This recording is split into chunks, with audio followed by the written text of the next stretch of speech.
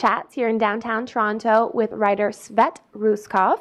How does it feel to have two films, The Resurrection of Tony Gitone as well as The Colony, premiering in the past week?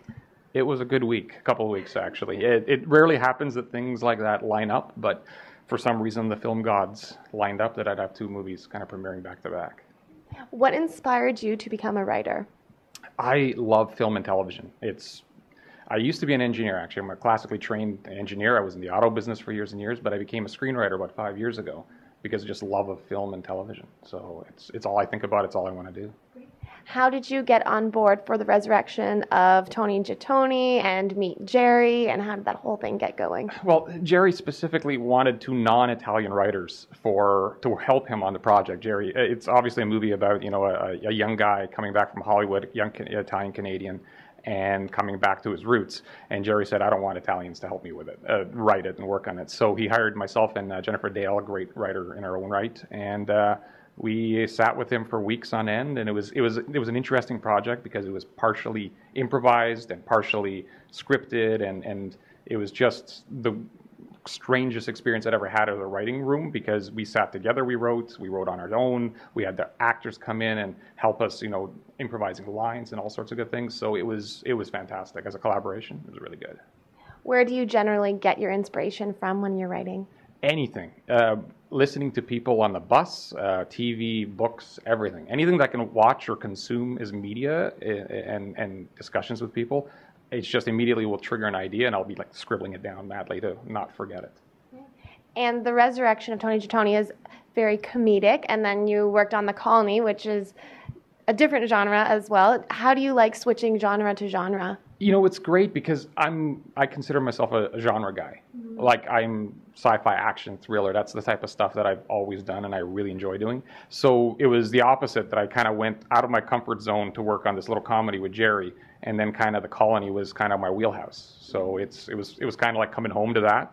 Both projects were great and very different kind of parts of the brain were utilized. But yeah, I mean the action, the sci-fi, the horror, that's the stuff that I generally gravitate to. How does the writing process differ when you're working on something sci-fi or horror that's less realistic? You know what? As a writer, as long as I can try to put myself into the headspace of the characters or the people or the situation, the process for me is the same. Mm-hmm. The Colony was great because it actually became a little bit of a writing room. I was brought on board to do rewrites right before production, and I ended up working with the original writers and producers, and Patrick Tarr and Pascal Trottier and a great story editor, Tara Woodbury, and we ended up working with Jeff and the producers.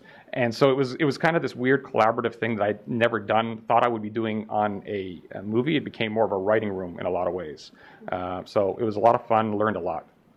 And generally speaking, is the finished product what you expected it to be while you were working on the writing? It's funny. I was on set the whole shoot, and so I saw every minute of it, and it was better than I expected because it was to see it. You see the sets, you see all the lighting, but then when you see it with the special effects and you see the good edits, great editor Aaron and Jeff and Paul and the whole team, it was mind-blowing. And I got to admit, I mean, it's a big budget picture for Canada, right? So suddenly you're getting to work with guys like Lawrence Fishburne, Bill Paxton, Kevin Zegers, Charlotte Sullivan. It's like, wow.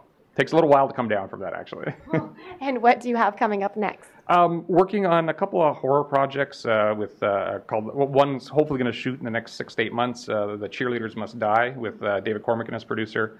And I have a co-writer, David Murdoch, on that, so hopefully that'll shoot in the next year.